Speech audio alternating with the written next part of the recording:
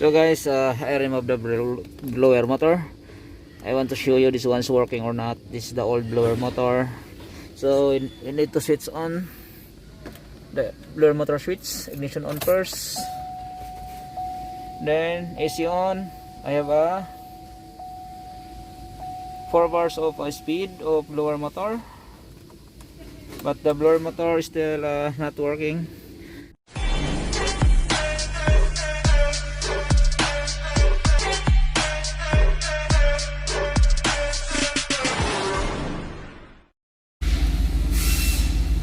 So yan mga lods, quick diagnose tayo. Customer complain, no airflow dito sa ano daw, sa mga AC outlet niya. Ayan, confirm lang muna natin. Ayan, sa blower. Yang bar sa baba, blower yan. So, yan, gumagalaw yung ano natin, bawat pindot. So, ibig sabihin, gumagana yung switch. Pero wala siyang blower command. So, yan ang titingnan natin ngayon kung ano yung possible sira sa system na to. Bakit walang lumalabas na hangin dito. Yan.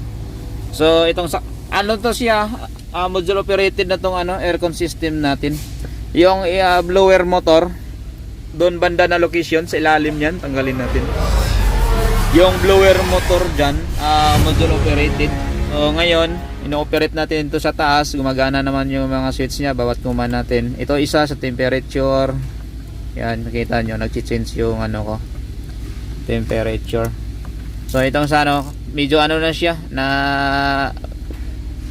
wala na yung niya sign sa sa blower. Pero ito yung blower switch natin. Yan, pababa, pataas. So manual check for the blower motor. We're using a test light. So this is our test light. So we will show you guys how to diagnose this one, how to diagnose the blower motor.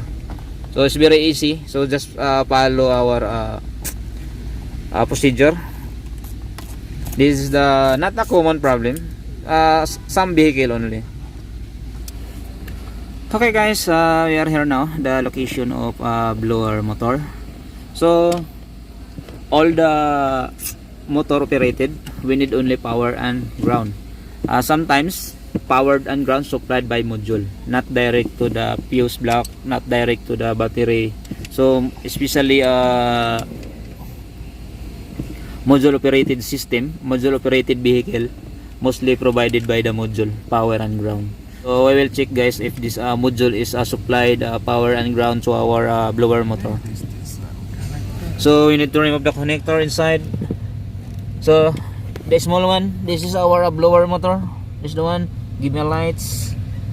Yeah, this is our blower motor. We have a connector behind. It's very difficult to remove, but we will try our best to remove to show you guys what's the reading this one, what's the output power diagnose. Okay guys, we will check our blower motor, power and ground. So the location of blower motor, this side, this is our blower motor.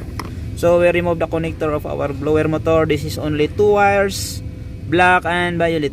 The black is the ground and the violet is a positive supply. So this 2 wires supplied by blower motor control module.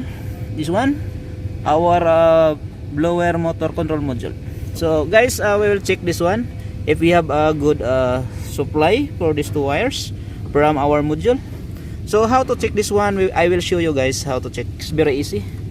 So first we need our test light. So this is the one, our test light. So other end of our test light, connect in the ground, good ground. So this is my good ground. I have a metal portion this side. This is the one. Then other end of your test light, connect to the positive supply. So this is the one. See, I have a good power. This is the positive. The other side is negative. So it's very easy to check where is the power and where is the ground. See, this is the power, this is the ground, because this is same negative. Negative connect, negative connect. This light cannot power up. What we need to power up the lights, positive and negative. So I have positive for this wire. So how to check the ground? Because this blower motor is controlled by ground circuit from the module. See, that's the module. So we need to switch on the blower switch. So how to switch on? Ignition on first.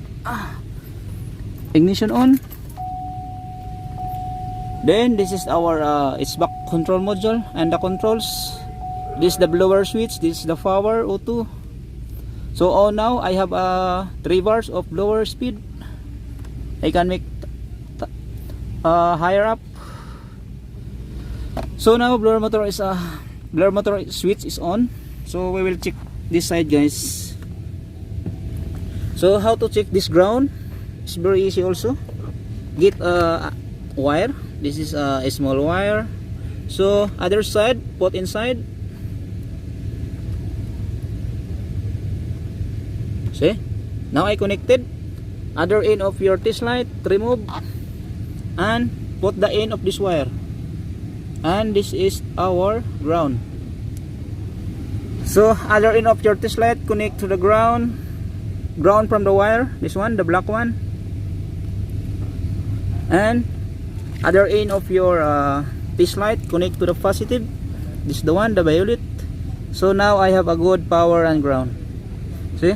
So this system, guys, the blower motor control module is supplied power and ground going to our blower motor. So this blower motor not working. The problem this one, the motor itself. So we need to replace this one blower motor. So the customer, he did not experience any airflow going for this one air vent. Even is he switched on already from the switch, even low or top speed of the blower motor. So no any airflow going out for this air vent. So we isolate now, guys, that the problem the motor itself, because we have a good power and ground for this one circuit. I will check again. See? So I will off the blower to show you, guys. So I have a 4-speed, so I will off this one. So off now. I will show you the circuit when the blower motor switch is off. See, no current going to our test light, guys. So it means our switches are working properly. So because some cases, guys, the system is short to voltage, short to ground. Even you switch off the switch, lights, the test light always eliminated. So sometimes this is happening, guys. But in this situation, we have a good circuit. I will switch on again. Yeah, I have 3 bars of speed of blower motor. Check again. Okay, guys, I have current now going to my test light. So we have a good circuit, guys. So we need to replace our blower motor. So this is the way how to check the blower motor, guys. It's very easy. So just follow the step. And what will I do for this one vehicle? But some vehicle is not a module operated. If 2 wires only, guys, going to the motor, always remember 2 wires to make the motors work, negative and positive.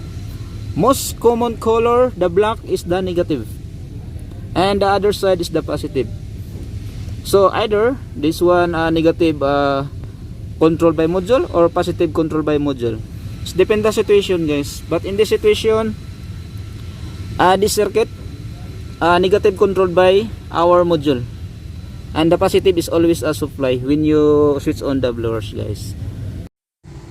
Thank you, guys, for watching my video. Please subscribe and hit the likes button and leave your comment. So now I have a new parts of a blower motor. So this is the parts. So this is my blower motor. It's a new. This is original parts, guys. It's not fake. This is from this one. This is Delco from GM. So install this one,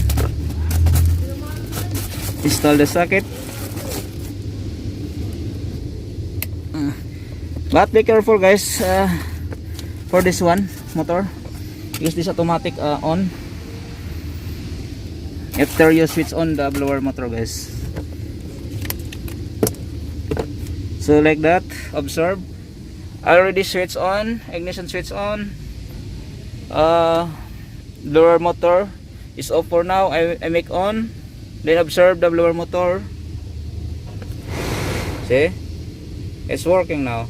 So at least you have idea guys how to diagnose this one blower motor guys. So this is how to diagnose this one.